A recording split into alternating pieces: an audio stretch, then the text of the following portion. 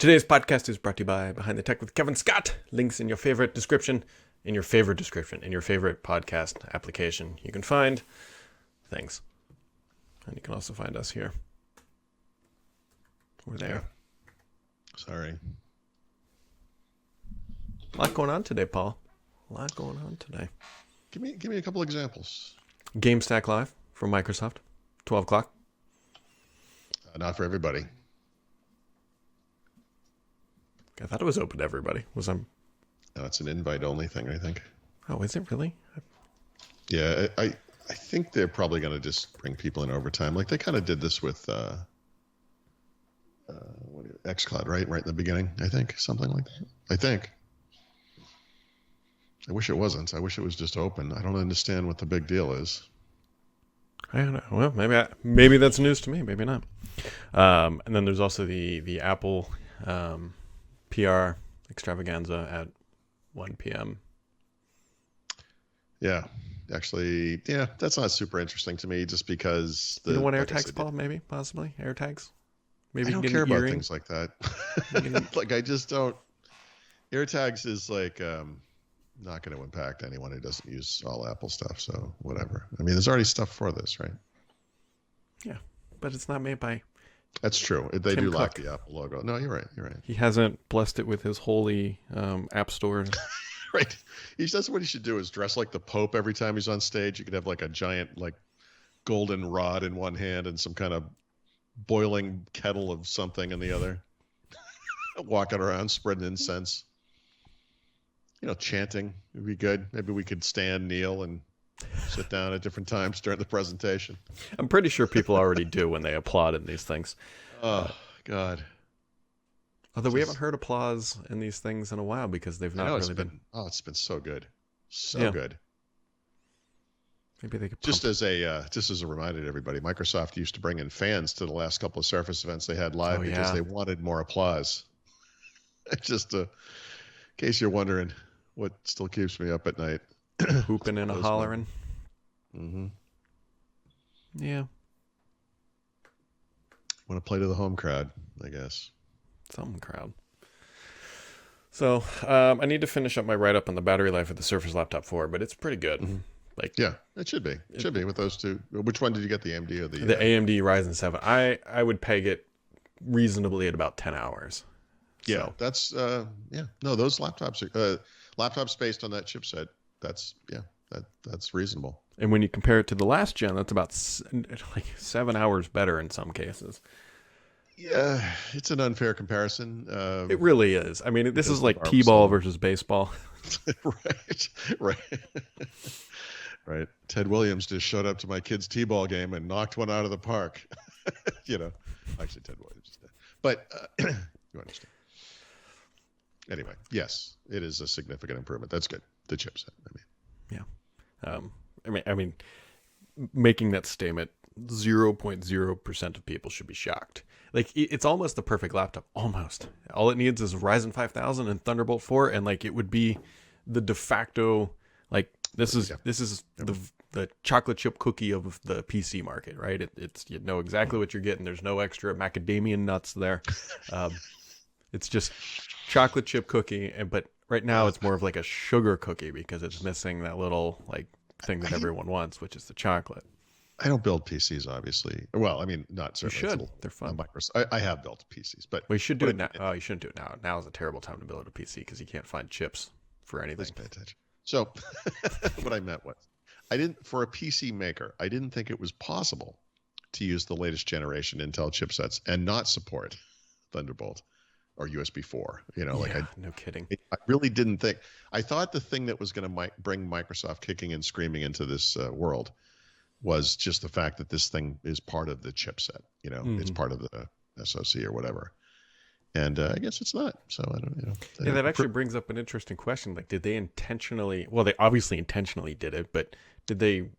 Like, they had to have, right? Like, is it disabled somewhere? Yeah. No, I mean, I'm sure what they just don't do is have any. They just don't have the port anywhere, right? So there's just doesn't do it. I think. I mean, I don't. Like I said, I don't know for sure, but I mean, it's you don't see like you just don't see this combination of capabilities anywhere else. Like. you know. Makes you wonder if like Intel came to Microsoft and said, "Look, we got these 11th gen chips. The Thunderbolt doesn't. We'll take them." Like, Yeah, like that's right. They didn't meet the yield requirements. Oh no, we got them. like, that's. I mean, do you know off the top of your head? I mean, the USB ports on this thing must be 20 gigabits, right? That I must don't. be I don't know off the height. top of my 'Cause head. I think, yeah, it must be right. But it's got. Well, it's USB Gen. Well, I thought maybe it might be 3.1. I mean, I think is it 3.2 the 20 gig? Could be. If it's not, it's 4. But yeah, Yeah, at least USB keeps it nice and easy. Like you got USB 3.1, 3.2, 4. Like they're worse than the HDMI people, I think. I know. Let me see if I can find this. I don't know why I even care. It doesn't matter. This is just one. It literally, God damn these people. It literally just says one USB-C port, one USB-A port. It doesn't even list the versions, like Microsoft, come on. There could be a USB 2 port for all we know, It's not, right? But all right, just don't take me down these rabbit holes, man. This just makes me upset. Just check off my to-do list, making Paul angry for the day. There we go. It's like brand new Tesla. You may notice that the wheels are wood. They still work. They don't go as fast. So just be careful. Our customers have told us they don't want to go too fast. That's why they buy a Tesla. They don't like speed.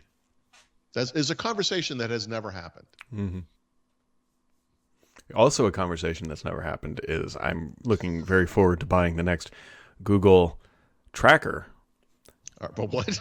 The Google Fitbit Luxe tracker. Like, what are you talking about? Oh, yes, they're owned by Google now. That's true. Yeah. Honestly, if this thing had come out before I bought the watch, I probably would have bought this instead, because all I really wanted was a tracker with a more readable screen. And Fitbit trackers to date have had like I guess I'll call it a gray scale kind of a display, and they're hard to read. Like, small display, and it's like really small text. And I noticed when I used a Samsung tracker, whatever that thing was called, Samsung Galaxy Fit probably, it had a color screen. So even though the screen was smaller, it helped the text kind of pop, and it was readable even for me. And so I would have loved a device like that. Now I'm used to this thing, and plus I bought it, but that would have been preferable for sure. Which also, I'm going to reiterate my Twitter joke because I thought it was hilarious in my own head. Does it support Flock? No. Right. Oh, geez. I just see it. So you're right. That's my contact lens. I just pulled it out of my eye. Now I can sort of see you. So honestly, it's kind of an improvement. Wow. Too much? Yeah. Sorry. Yeah. Anyways, on the world's best segue here, make sure to check out Behind the Tech today, because we're highlighting the episode this week with Ashley Lorenz, and this person is way smarter than Paul and I say that confidently because they talk about artificial intelligence, robotics, and autonomous systems, which Paul and I love very much, actually. It's a good episode. Paul, have you listened to this one yet? I have not. I'm sorry. Yeah, you should.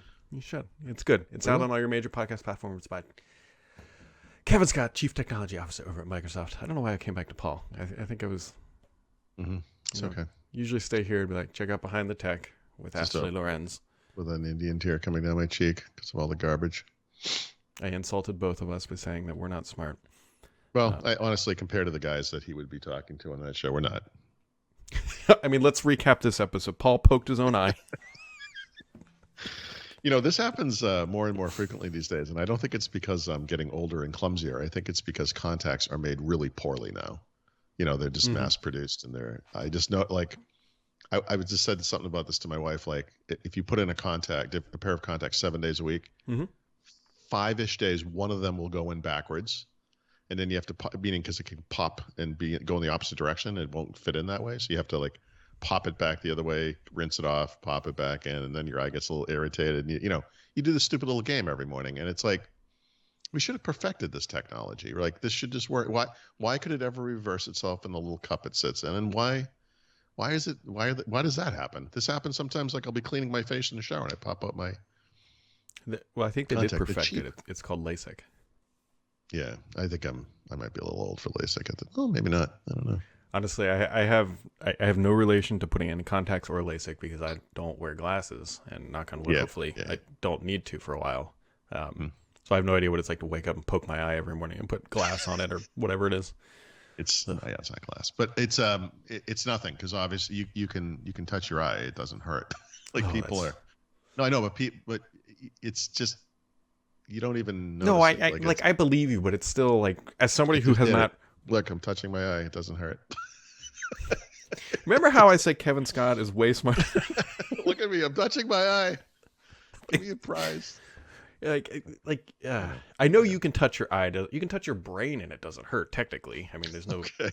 Yeah, but you don't have a contact lens to put on your brain. I mean, look, if you do this every day, it's just an everyday thing. My wife gave a diabetes, an insulin shot to a cat every day for like 2 or 3 years in a row. Every day.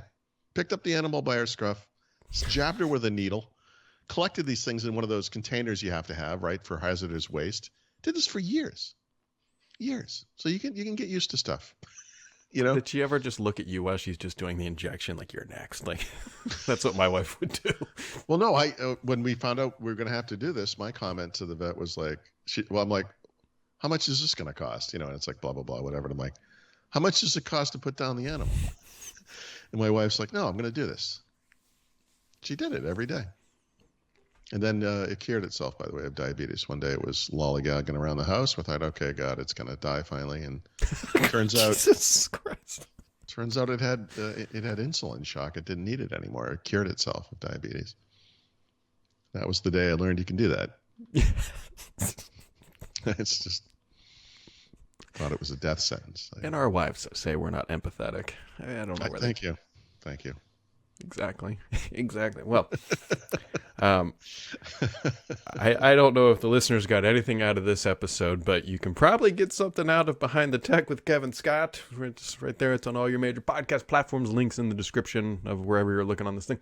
And we'll be back tomorrow to talk more about poking yourself in the eye. Yeah, it's a rich topic. Yeah, a lot of meat there.